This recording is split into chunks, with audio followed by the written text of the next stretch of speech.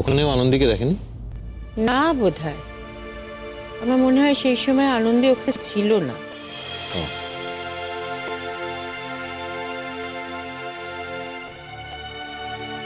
এই কি ভাবছিস এরকম করে অন্যমনস্ক হয়ে? ভাবছি যে কি হলো, কি বলতে গিয়ে থেমে গেলি? একটা ভাবনা মাথায় এসছে, কিন্তু এখনই তোমাকে বলা যাবে না। কিসের ভাবনা? এই ধরে নাও আনন্দীকে নিয়ে ভাবছিলাম, ওকে খুশি করার একটা আইডিয়া। এতে এত ভাবার কি আছে?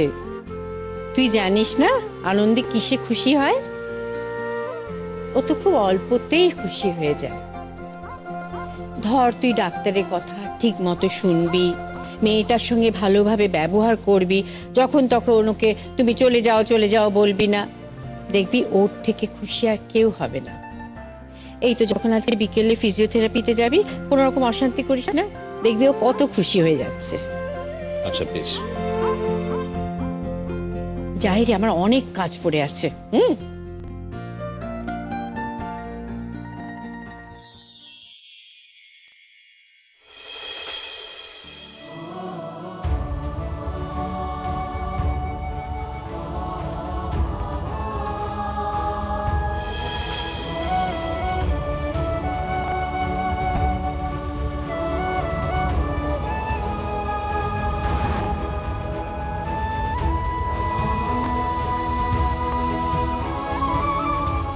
কোনো আশা নেই আমার, কোনো আশা নেই আনন্দী।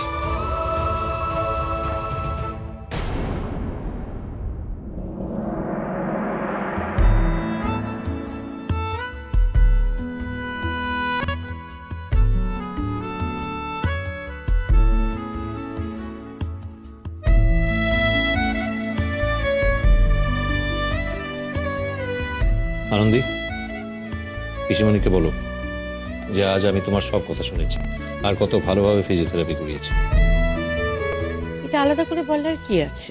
এটাই তো তোর করা উচিত। বাবা, দিস ইজ নট ফেয়ার। কথা না শোনার জন্য যেরকম বকাবকি খাই আমি, কথা শোনার জন্য তো একটা পুরস্কার প্রাপ্য নাকি? বোঝো ঠেলা।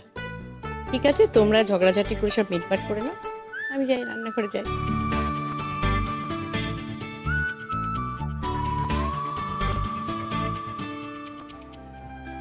ডক্টর মৈত্র, কোনটা নট ফেয়ার? কিছু না, তুমি গিয়ে ফ্রেশ হয়ে নাও, যাও। যখন তুমি বলছো তোমার একটা পুরস্কার প্রাপ্য, কি করা যায়?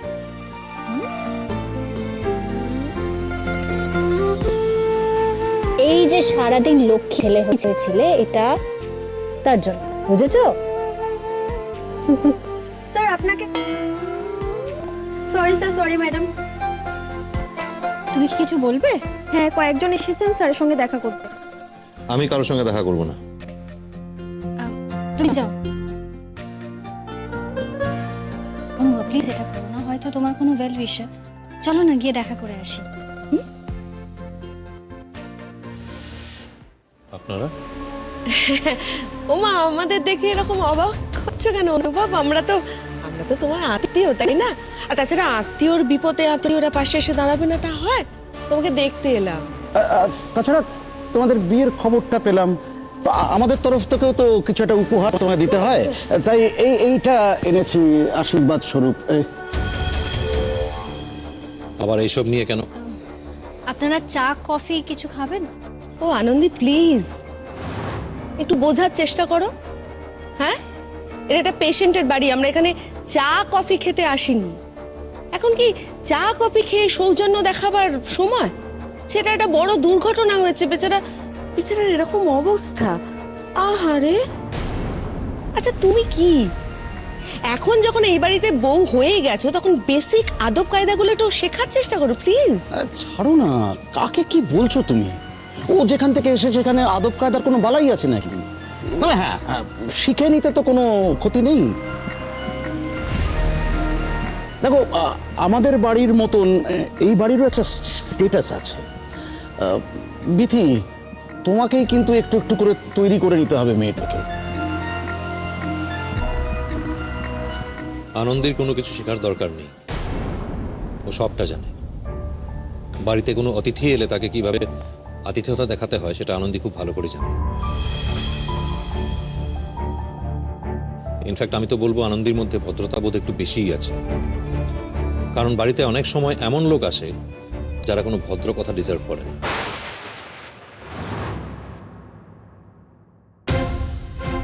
তাদের যে চা কফি খাওয়ার কথা জিজ্ঞেস না করে সোজা বেরিয়ে যেতে বলতে হয়, সেটা আনন্দী জানে না। অনুভব, কি বলছিস এসব? বাদ দাও তো ওর কথা। বলছি একটু চাপ। না না বিথিদি, থাক, ওর উপর রাগ করো না। আরে বাবা, আমরা অনুভবের মনের অবস্থাটা বুঝতে পারছি। বেচারা এখন পঙ্গু মানুষ, অসহায়। আরে বাবা, ওর ফ্রাস্ট্রেশন থেকে আমাদের সবার উপর রাগ দেখাচ্ছে। ওর মনে যে কি হচ্ছে আমরা কি বুঝতে পারছি বলো? প্লিজ দয়া করে অনুভবকে অসহায় বেচারা বলবেন না। কারুর সহায় হওয়ার ওর প্রয়োজনই নেই, ও নিজে নিজে সহায় হওয়ার যথেষ্ট। আজকে আপনারা এসেছেন তার জন্য অনেক ধন্যবাদ। আর একটা কথা বলে রাখি, অনুভব কিন্তু সারা জীবনের জন্য পঙ্গু না। আসলে আপনারা অনেকদিন পরেই বাড়িতে এসেছেন, তো সব কথা জানেন না। অনুভব কিন্তু আগের থেকে অনেক অনেক ভালো আছে। ও খুব তাড়াতাড়ি আবার হাঁটাচলা করতেও পারে।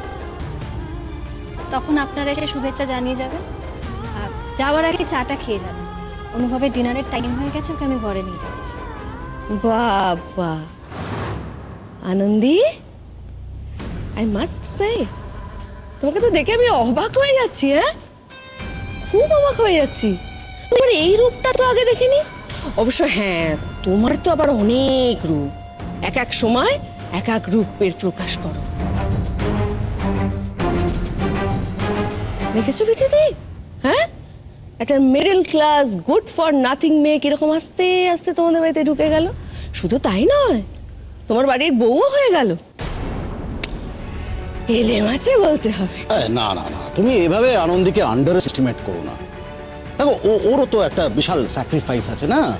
কত আর বয়স ওরও তো কত জীবনের চাহিদা রয়েছে, শখ আহ্লাদ রয়েছে। সেগুলো না করে এরকম একটা মানুষের সেবা তো করছে ও। হ্যাঁ, আসলে বড়লোক বাড়ির বউ হওয়ার স্বাদ ওর অনেক দিনই ছিল। ফাইনালি সেটা পূর্ণ হয়েছে বলে হয়তো বেশি খুশি। আনন্দী, অনুভবকে নিয়ে ভেতরে যাও।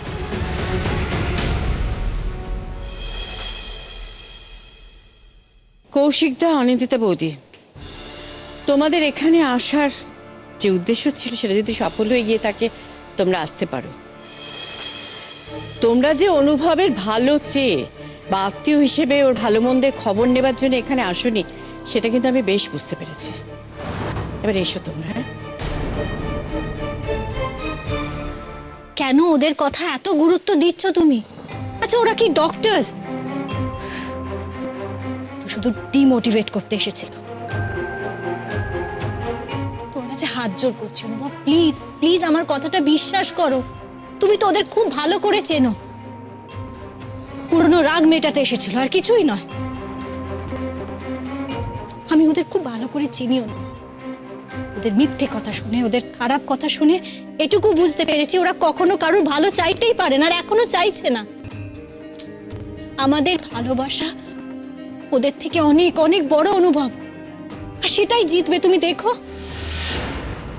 ওরা আমাকে কি বললো তা নিয়ে আমার রাগ নেই, কিন্তু তোমাকে যেভাবে ওরা কথা বলে গেল সেটা আমার।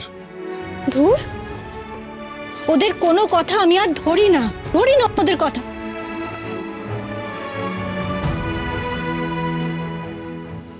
তুমি আমার কথা ভাবছো?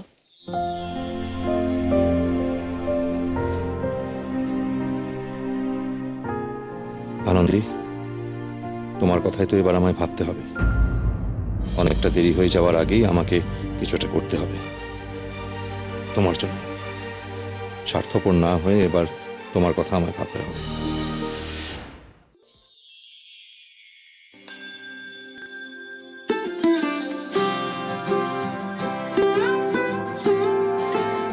তুমি উঠে পড়েছো? হুম। আর ডাকলে না কেন? ঘুমিয়ে থাকা অবস্থায় তোমার দিকে তাকাতে ভালো লাগছিল তাই। মোটেই না, আমার দিকে তাকিয়ে থাকতে তুমি এতটুকু ভালোবাসো। আজকে তোমার একটা ইম্পর্টেন্ট মিটিং আছে না? আছে তো, কিন্তু তোমার থেরাপিস্টের কাছে যাওয়ার আগে আমি ঠিক ফিরে আসবো। না, তুমি আসবে না। নিজের কাজের ক্ষতি করে তুমি একদম আসবে না। সেটা হয় না অনুভব, থেরাপিটা করানো দরকার, ডক্টর বারবার বলেছেন। তাও আসবে না। নিজের কাজটাকে এরকম ভাবে অবহেলা করবে না, তাহলে কিন্তু আমি আমার মনে শান্তি পাবো না। মনে হবে আমার জন্য তোমার কাজের ক্ষতি হচ্ছে। আচ্ছা ঠিক আছে, তাহলে তুমি কথা দাও যে তুমি পিসি বা বাবার সঙ্গে ক্লিনিকে যাও। আচ্ছা ঠিক আছে, যাবো, কিন্তু একটা শর্ত আছে। কি শর্ত? আমি তোমার কথা শুনবো, বিনিময়ে তোমাকে আমার একটা কথা শুনতে হবে। কি কথা? সেটা তুমি ফিরে এলে বলবো আমি, কিন্তু প্রমিস করো আমি তোমাকে যেটা বলবো সেটা তুমি শুনবে এবং মানবে।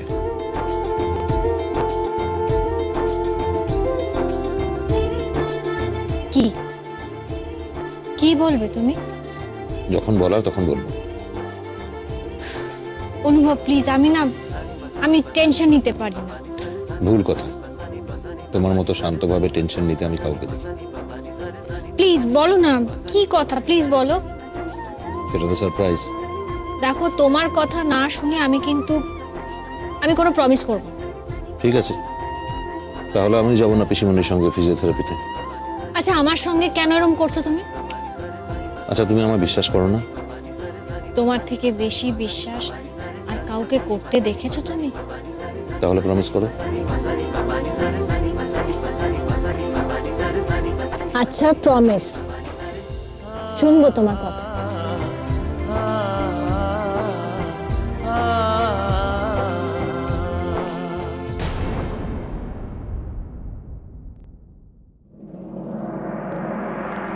অনুভব,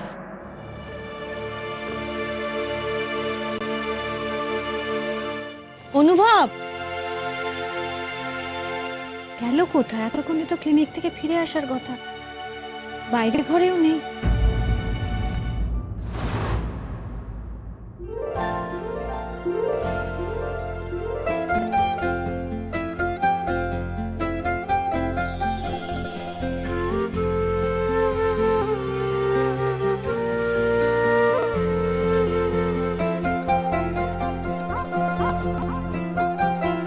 ও বাবা, তাহলে এইটা হলো তোমার সারপ্রাইজ?